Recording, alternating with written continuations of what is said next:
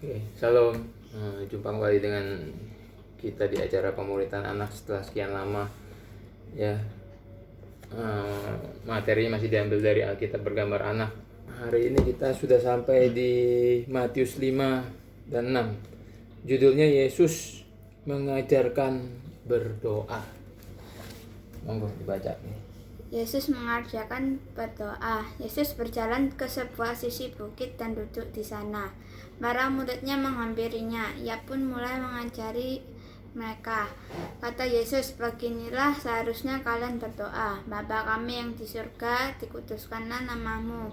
Datanglah kerajaanmu, jadilah kehendakmu di bumi seperti di surga. Berilah kami pada hari ini makanan kami yang secukupnya. Ampunilah kami akan kesalahan kami, seperti kami juga mengampuni orang yang bersalah kepada kami.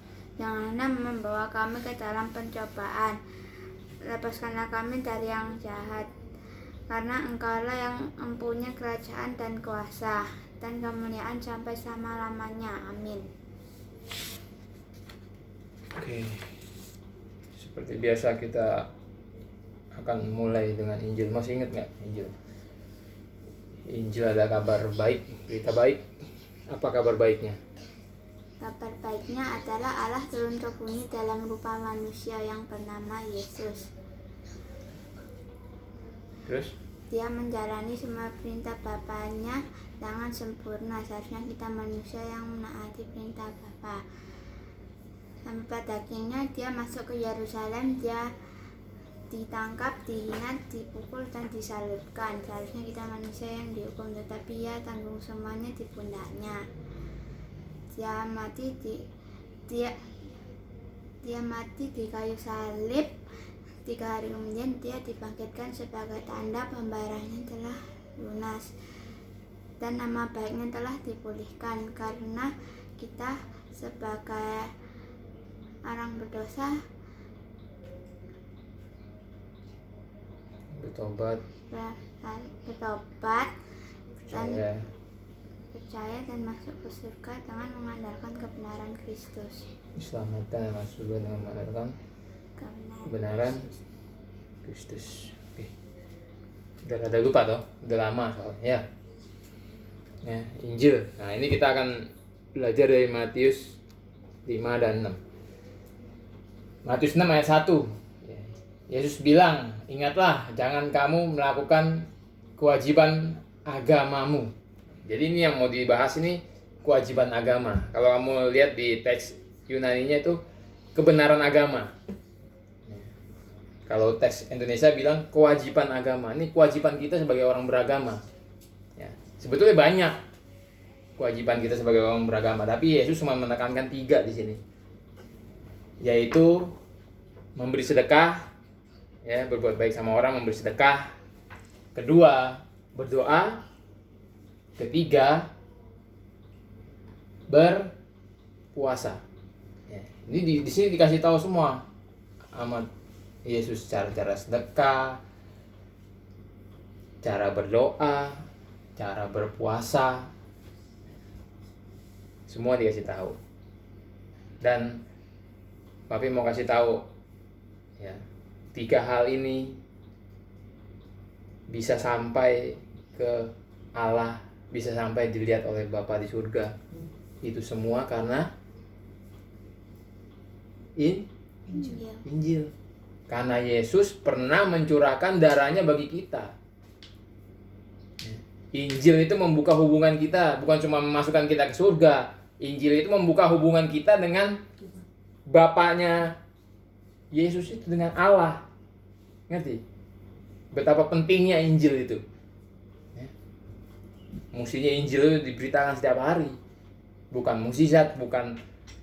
Tapi selalu bilang bukan mukjizat, bukan terobosan keuangan, bukan. Tapi Injil mesti diberitakan setiap hari. Karena itu membuka hubungan kita dengan Tuhan. Gitu. Ngerti? Ya. Nah, yang disorot akan kita pelajari hari ini ya tentang doa. Ya. Doa. Kenapa kita harus berdoa? Pertama, supaya kita bisa melihat, merasakan kebesaran, kemahakuasaan Tuhan. Kedua, kenapa kita berdoa? Supaya kita bisa mengerti kehendak Tuhan. Ketiga, kenapa kita berdoa? Supaya kita bisa melihat campur tangan Tuhan. Keempat, kenapa kita berdoa? Supaya iman kita bertumbuh, tambah kuat. Ngerti gak? Makanya kenapa orang bisa gak berdoa? Yaitu karena dia gak percaya Tuhan. Ya, jadi berhubungan. Kenapa kita berdoa? Supaya iman kita bertumbuh. Kenapa orang gak berdoa? Karena dia gak percaya, gak punya iman. Itu salah satu alasan kenapa manusia tidak berdoa. Satu lagi biasanya kenapa manusia tidak berdoa? Karena dia merasa diri kuat, hebat, nggak perlu Tuhan. Jadi kalau kamu nggak pernah berdoa, ya mungkin kamu nggak percaya Tuhan, atau mungkin kamu merasa diri kamu hebat. Kalau ada orang nggak pernah doa, ya gitu, mungkin dia merasa dirinya hebat, nggak butuh pertolongan Tuhan, dan kedua dia nggak percaya. Makanya orang bilang doa itu nafas orang beriman. Ya, kalau nggak nafas mati nggak? Mati. Jadi kalau orang beriman kalau nggak doa, imannya dia pasti mati, kosong. Ya, itu beberapa hal kenapa kamu harus berdoa. Doa itu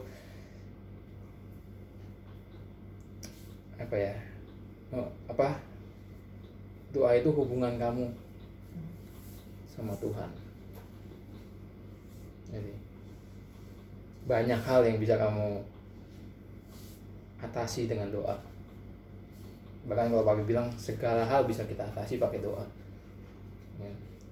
Pagi sebelum kita melakukan segalanya, kita doa. Ya. Ada masalah, kita doa. Itu sebenarnya nggak bagus. Gitu. Berarti dia menjadikan doa itu senjata terakhir. Kalau ada masalah baru dia doa. Doa itu mesti jadi senjata pertama, senjata utama. Ya. Kenapa manusia bisa kena masalah? Mungkin dari awalnya dia nggak berdoa. Pas kena masalah dia baru doa. Coba kalau dia doa dari awal, mungkin masalah dia nggak terlalu enteng lah, nggak terlalu gitu, nggak terlalu berat. Karena dia dari awal nggak doa, maka sekali kena berat. Nah, terus ternyata dia menjadikan doa senjata terakhir. Sama seperti cerita Daud. Kamu tahu Daud waktu mengalahkan Goliat? Itu nggak mungkin Daud bisa mengalahkan Goliat dengan begitu saja, tuh nggak mungkin. Dengan hanya modal umban di tangan tuh nggak mungkin. Dia pasti punya hubungan doa, ya, kesetiaan dalam berdoa, ketekunan dalam berdoa yang hebat.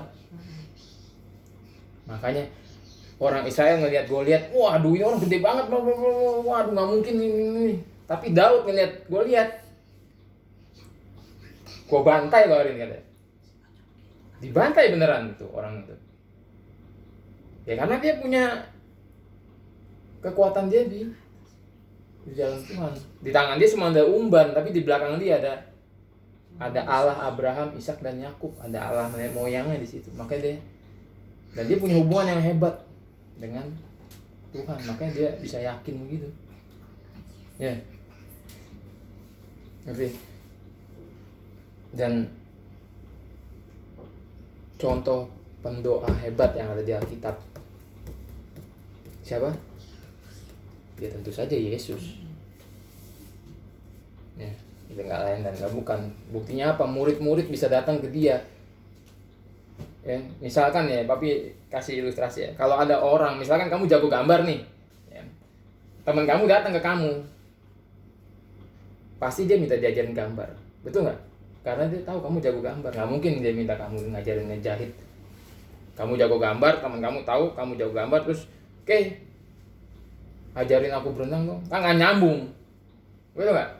Nah ini murid-murid datang ke Yesus minta diajarin berdoa, karena muridnya tahu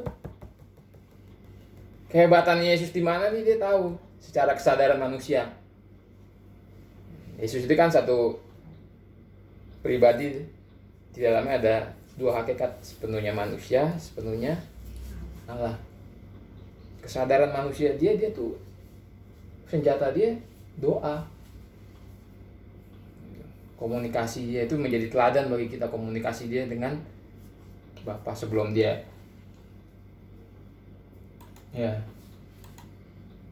sebelum dia melayani, sebelum dia milih murid-murid.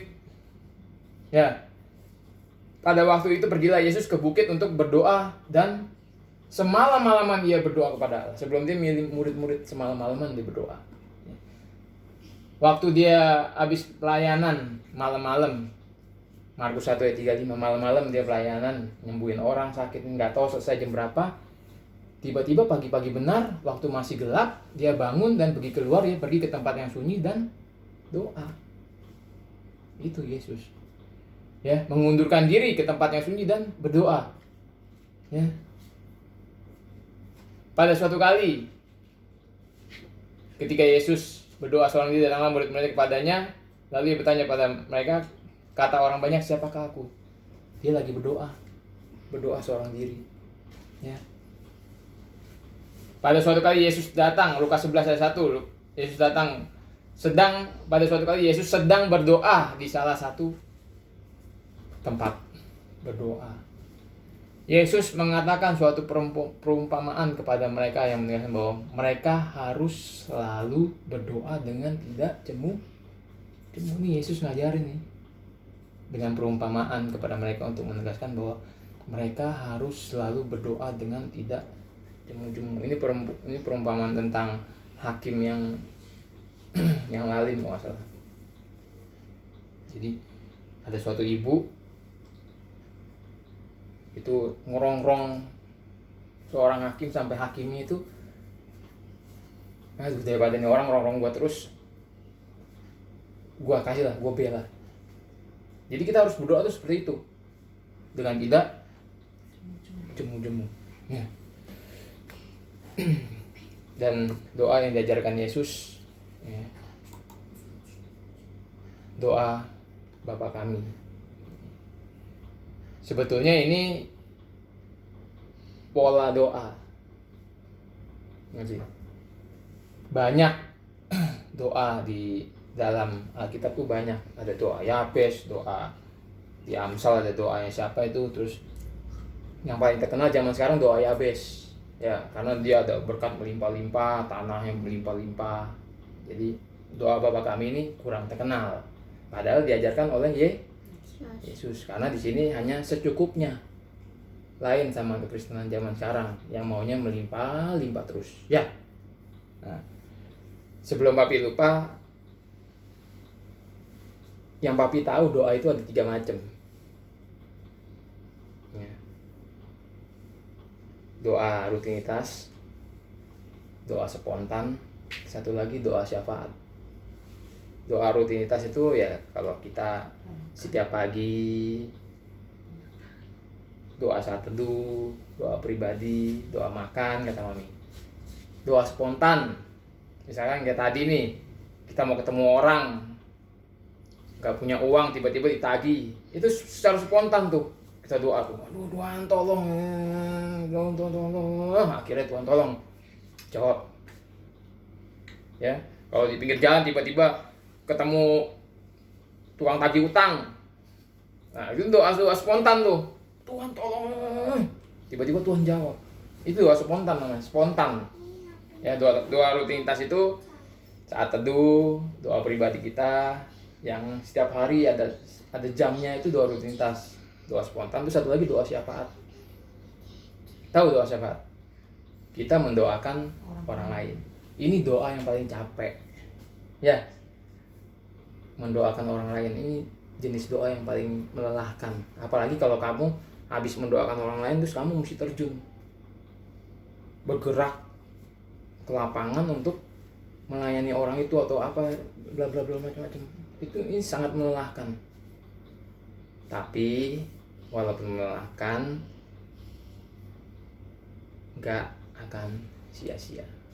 Sama seperti papi, waktu kamu nggak belajar Alkitab, papi berdoa, aduh Tuhan, kok nih anak kok tolong bekerja lah dalam dia, tolong bekerja dalam gini.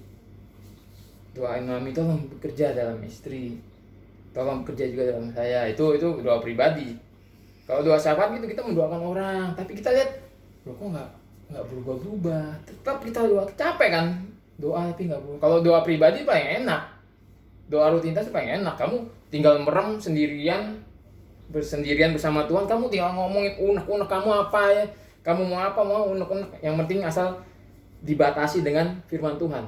Gak boleh minta aneh-aneh, kamu harus dibatasi dengan firman Tuhan. Itu firman Tuhan ini pembatas kita. Dalam hubungan apapun, hubungan suami istri, pemimpin sama bawahan, hubungan di gereja, gembala sama jemaat, sama bawahan, semua itu dibatasi oleh firman Tuhan. Jadi kamu boleh doa pribadi, kamu mau unek kamu mau ngeluh apa, boleh, gak ada orang tahu, hanya kamu dan Tuhan. Ya kan? Enteng gitu.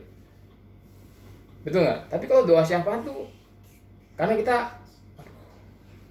ngedoain orang terus ngeliat orang nggak capek-capek, terus kita mesti turun tangan juga, terus nggak kayak lama gitu nggak dijawab, jadi rada capek. Ya, balik lagi ke doa Bapa kami. Ya, ini menurut papi doa yang paling lengkap yang diajarkan oleh Yesus. Ya, tapi tadi papi bilang kok bisa kalah sama doa Yabes, nggak tahu juga. Ini padahal doa paling lengkap ya. Bapa kami yang di surga, itu hubungan. Sekali lagi kita bisa manggil Tuhan, kita bisa memanggil Allah itu Bapa, itu karena Injil. Karena Yesus telah mencurahkan darahnya bagi kita, maka kita bisa manggil Allah itu Bapa. Ya, kalau kita lihat di Yohanes 1 ayat 12 kalau.